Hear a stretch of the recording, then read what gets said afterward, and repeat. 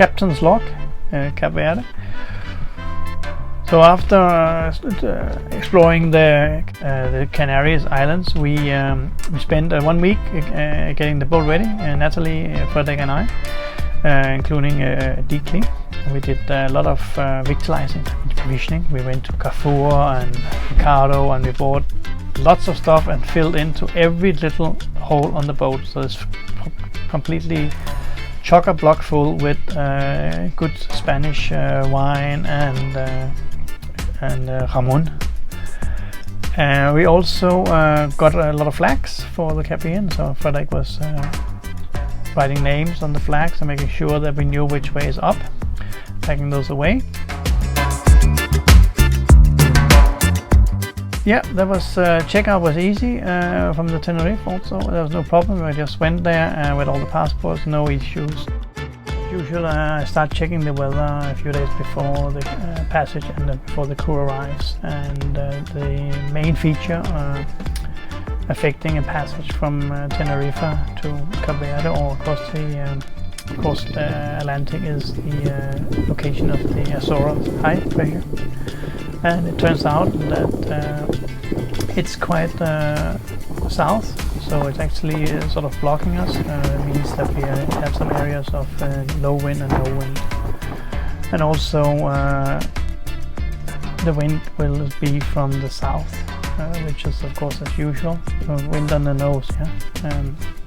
So when the crew arrived, we had to get the boat ready and leave first thing in the morning on the Sunday, and then we spent the next bit more than 24 hours beating against a strong southerly wind, force 6, force 7, so we had a staysail and a reef in the main.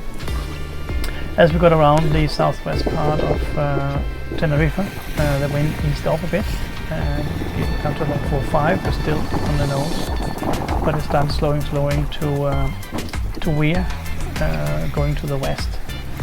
Get a more westerly component, so we could head more towards Cape Verde. A few days of sailing, tagging. Beautiful nights we had, clear skies and lots of stars. So it became the 24th, which is the day that we celebrate Christmas. So we had a very nice Christmas at sea, beautiful sky, decorated the boat with Christmas lights and with the dock. Christmas party for dinner. It was lovely.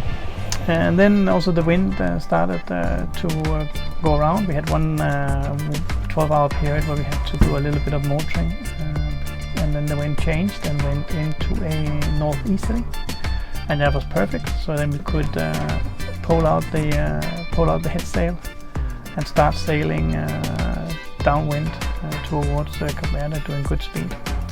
And we reached the Cape Verde Islands in about 8 days of sailing non-stop.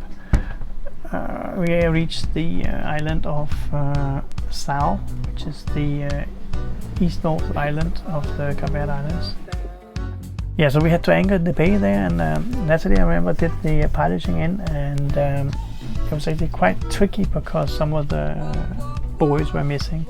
And there are some sunken wrecks also lying inside the bay, but we managed to get in there, even though it was at night we arrived, and we managed to put the anchor down without getting entangled in something. Then the next morning we got up and we went ashore, and it was not so easy, but in the end we were told off by a policeman.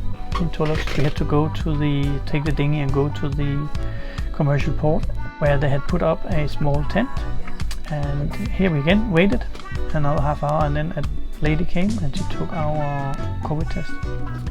Spent 2 days in Saga. There was not much there. It was a very nice restaurant. We had very good fish and lobster, very cheap. And then we sailed. We set sail from Saga to the island of São Vicente, which was about 118 miles away. So it was an overnight sail. Very nice sail. And we were greeted on arrival to the island of São Vicente by whales and dolphins. So it was amazing. And Sao Vicente is the major harbor for shipping and also for yachting. It's the point where people set off across the Atlantic in Mindelo. Check in there, easy, no problem. Everything was very quick. I just go and see the police, and then check-in was okay. And we spent a few days. We spent 5 days in Mindelo, getting the boat ready, victualizing. We had New Year's Eve. We had very nice restaurants there. And 2nd of January, and on the 3rd of January we checked out and set sail